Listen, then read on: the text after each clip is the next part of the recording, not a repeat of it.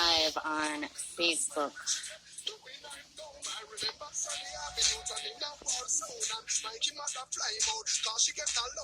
Yeah. All right. I think we're live. Let me turn off this rhythm behind us. Let me find something else because I don't want Facebook to flip us off of here.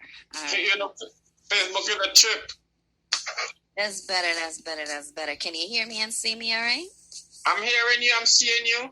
Perfect. All right, everybody in radio land out there. We have Yahman Dennie on the line. How are you? I'm all right. And how are you tonight? I am fabulous. Never better. And I try, when I do my interviews, I try not to research too much because I like to be surprised. I like to kind of play it by ear, but our Detroit people are hollering, hey, he's from Detroit. Is that true? You're in Detroit? I'm in Flint. I'm in Flint. You're in Flint. Okay. All right. Yeah. How far is Flint from Detroit? 1 hour. Okay. All right. Well, Detroit can still claim you. That's close enough, right? Yeah. But I do all my shows in Detroit. Okay. All right. So big up Detroit. Big up Flint. What's up with Flint? Y'all got your water situation together? They say it's back, but we're not drinking the water. Jaja. That's rough. So I hear your accent. Where are you originally from? I'm going to try to ignore the flag because nobody can see it except me. So where are you from? Okay, all right. I'm born in St. Vincent, but I grew up in Trinidad and Tobago. I went to Trinidad when I was about 15, 16 years old. Okay. So how did that happen? How did you end up in Trinidad? Well, growing up in the Caribbean, when you see your mama struggling and, hungriness hitting you sometime, you got to try and make a way out. And as a youth, I always see the elders. They go foreign and they come back with a big boombox on the shoulder and they come back with a kerchief in the back pocket. So I say, I'm heading out and I got to figure a way to go out there and help my mama. So you know what? I hide away on a ship. And end up in Trinidad.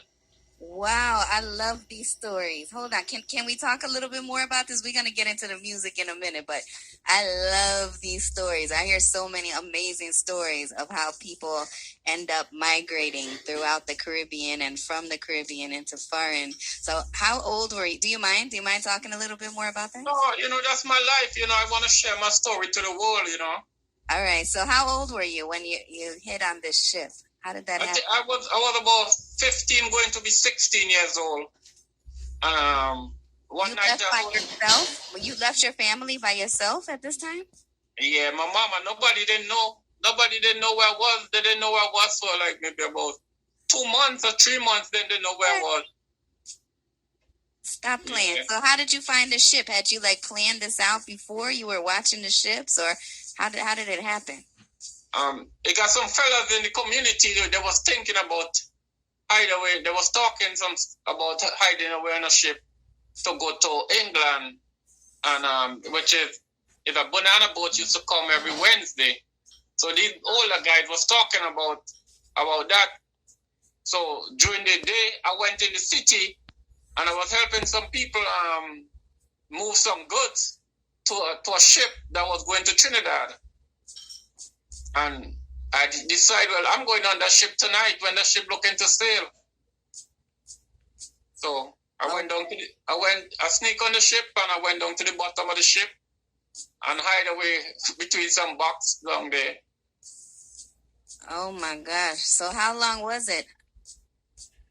Well, I didn't know what time, but it looked like it was forever. I think we were there for maybe almost nearly 2 days, but after checking it back, it was like 19 hours. Whoa. Did you eat or drink anything, or you just kind of had to hide the whole time? Well, I had a couple cricks. We call it crackers, some biscuits, mm-hmm. And I had a Malta. So I had that, but then I threw it all up after it keep rocking. It all come back up. Oh my gosh. you know, and get to find out I wasn't the only person who was down there. But Really? because it was so dark, you couldn't see nobody else until somebody else coughed. Wow. Yeah, it was a life. It was a story to tell.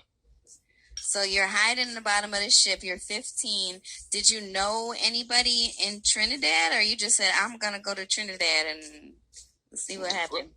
I had an aunt was living in Trinidad, but back in them times they didn't have like cellular phone and stuff. So I had my Bible and my soccer ball and some clothes in a bag. So I write down the telephone number on in the Bible. So when I get there, trying to call her, but when I get there, was another situation to get off the boat, because when I get up, when it's broad daylight, they start offloading the boat. And you know, I'm a kid. I just suggest they could think I just come out, step on the boat from Trinidad. So I just step off the boat. So you just walked out in broad daylight while they were going about their jobs, and nobody said anything? Because in the Caribbean, when the boat come in, everybody come for stuff. Hundreds of people that just be there in St. Vincent. So I was thinking that would be the same thing, and it was the same thing. Okay. All right, so you stepped off the boat as daylight, and then what did you do? Well, I was just on the wharf juggling my soccer ball and talking to people, make friends with people, you know. And I talked to this lady. I say, you know, I came up on the boat. She said, I know you came up on the boat because I saw you yesterday in St. Vincent. Oh, wow. She said, I know, because she fly up with a plane. So when the boat get there, she was already up there. She said, because I saw you in St. Vincent and I suspect you come up on the boat. She said, you have any family here? I said, I have an aunt here. She said, you get in contact with her? I said, no. So she said, you have a number? I said, I have a number. So try call her. But when I try call her, a man answered the phone. So I tell him, I'm looking for my aunt. He said, your aunt not here. Your aunt may be like 2 hours away from here, where I'm living, but I'm in town. I walk in town. So he said, where you at? I said, I'm on the wharf. He said, you on the wharf? He said, I'm on the wharf in Port of Spain. He said, yes.